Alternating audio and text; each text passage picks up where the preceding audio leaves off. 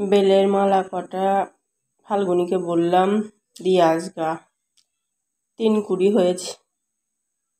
আজকে সেই দিয়ে এসেছিল, সেই থেকে 3 কুড়ি হয়েছে। সংসারের কাজ করে তারপরে এই ভিডিওর কাজ করে তারপরে এডিট করা, পুরো পুরো মানে দায়িত্বটাই আমার উপরে।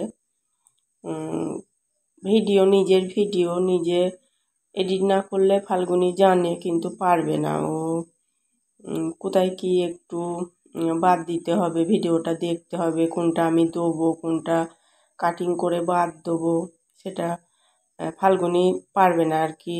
অন্য ভিডিও হলে হতো, ব্লগিং ভিডিওয় যে আর কি করে এডিটটা, সে করলেই ভালো হয়। অল্প স্বল্প করে দিয়ে তারপরে আমি বাদ দিয়ে সে হয়, কিন্তু ফাল্গুনিও এখন উচ্চ মাধ্যমিক দেবে সামনে, অত হয় না। তো যাই হোক, ফাল্গুনিকে বললাম যে যা মালাগুলো দিয়ে আসগা, ফোনের পয়সা মানে ফোনের রিচার্জ শেষ হয়ে যাবে। আর ফাল্গুনিকে বললাম মালাটা ওরমভাবে ধর, করতে হবে, থাম্বনেল বসাতে হবে, তো সব কিছু বেরেনে রাখতে হয়। থাম্বনেল বসাবো, তারপরে একটা ভালো মানে আর কি থাম্বনেলের জন্য সেই ভিডিও থেকেই যদি ছবি স্ক্রিনশট মেরে নেওয়া হয়, ভালো ছবি ওঠার জন্য সেসবগুলো সব ব্রেন থেকে বার করে নিজেকেই রাখতে হয়। তো ফাল্গুনি এই ধার দিয়ে আমাদের এই গেট দিয়ে বেরিয়েছে, আর মানু ওই গেট দিয়ে বেরিয়েছে, দিয়ে বলছিল ওইখানটা বাঁদর আছে, আসতে পারছে না। তো ফাল্গুনি আবার দেখতে গিয়েছিল। আর প্রতিমা আমাদের ওই পাশের বাড়ির ওই দিদিটাদের বাড়িতে গিয়েছিল, বিকেলবেলায় দিয়ে আসলো। তো ওইখানটা দেখাচ্ছি কারণ ওইখানটা দিয়ে ফাল্গুনি আর মানু গেল, যার জন্য ওইখানটা দেখালাম। এই দেখো, মানু সবুজ চুড়ি এই শ্রাবণ মাসে পরতে হয়। মানু কিনতে গেছিলো, মানু ফাল্গুনির আরেকটা বান্ধবী কিনতে গেছিলো। ফাল্গুনি মুখটা ওরম করলো কেন বলো তো? ও সেই বেটা ছেলেদের জামা প্যান্ট মানে জিনিসপত্র ওই সব দাও ওর খুব পছন্দ। মেয়ে ছেলের ভাব ওর এবার ওই সবগুলো কম।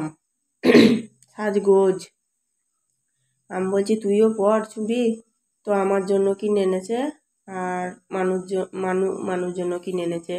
ওখানে 2 ডজন চুড়ি আছে, তো আমি পরবো। ফাল্গুনিকে বলছি তুই পর, ও বলছে আমি পরবো না। তো যাই হোক, মালা দিয়ে এসে ধরতে গেলে ওইখান থেকে পয়সাই এবার স্বামীর মঙ্গলের জন্য চুড়ি পরবো। দেখি আবার আমার হাতে ওঠে নাকি, আমার হাত খুব কড়া জানো না। আশা করে তো রাখলাম কালকে পরবো, তা একটা পরতে গিয়ে হয়ে গেছে। তো যাই হোক,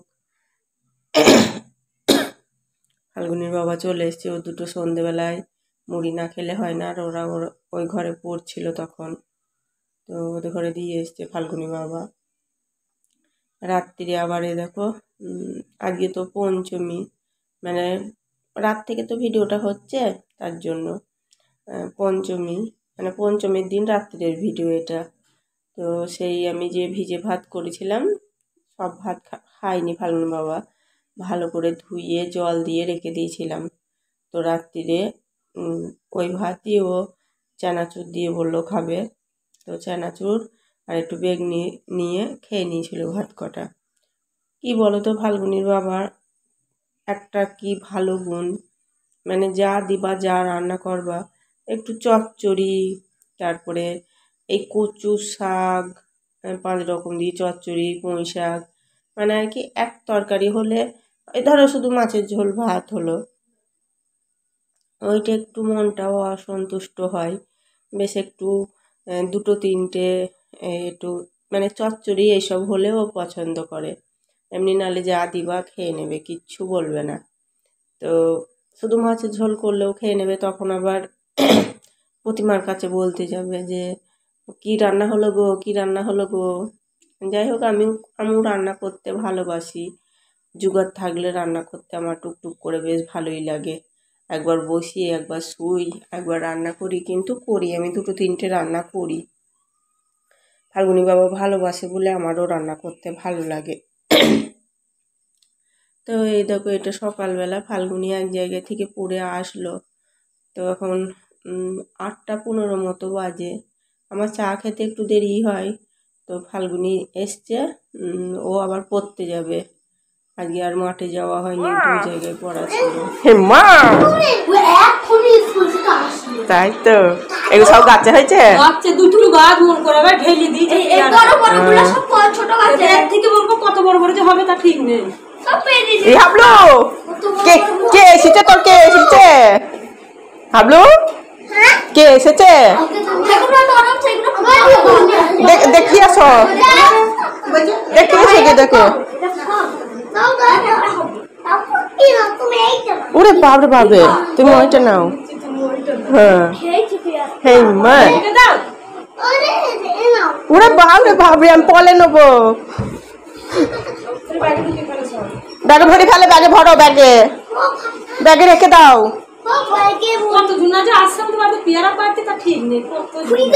হেই মা, তুমি ব্যাগে ভরে রেখে দাও। হ্যাঁ,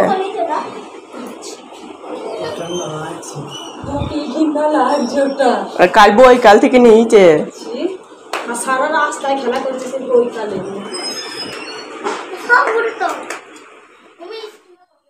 9টা 30 বাজছে। আজ একটু কাজ করতে দেরি হলো, নাহলে কাজ হয়ে যায় আমার, মোটামুটি তাড়াতাড়ি হয়ে যায়। বিছানাটা তুলবো, ঘর বারান্দা সব ঝাঁট দেওয়া হয়ে গেছে। ওখানে বাসন আছে, বাসন মাজবো।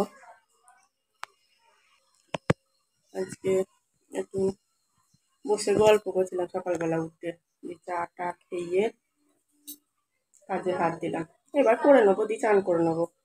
আজকে সেরকম কাজবো না। কালকে একটা পালা আছে, মানে কালকে উপোস ছিল, মানে পঞ্চমী পেরেছি কালকে। আজকে আর কিছু কাজবো না, যা থাকবে জড়ো করাই থাকবে, ভালো লাগছে না। রোজ রোজ আনন্দ করে চলে এসছি।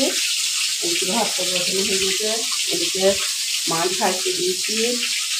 এসে করছু চিনি কচু, আমাদের এইখান থেকে এখানে গাছ আছে, চিনি কচু গাছ কেটে নিলাম, দিয়ে মাছের মাথা দিয়ে করবো।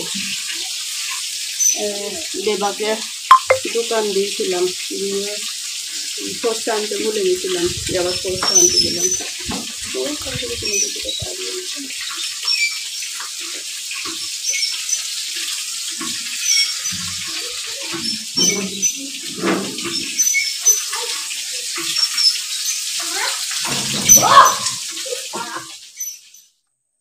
হাবলুর দিদা এসেছে, আর ওটা মাসির ছেলে।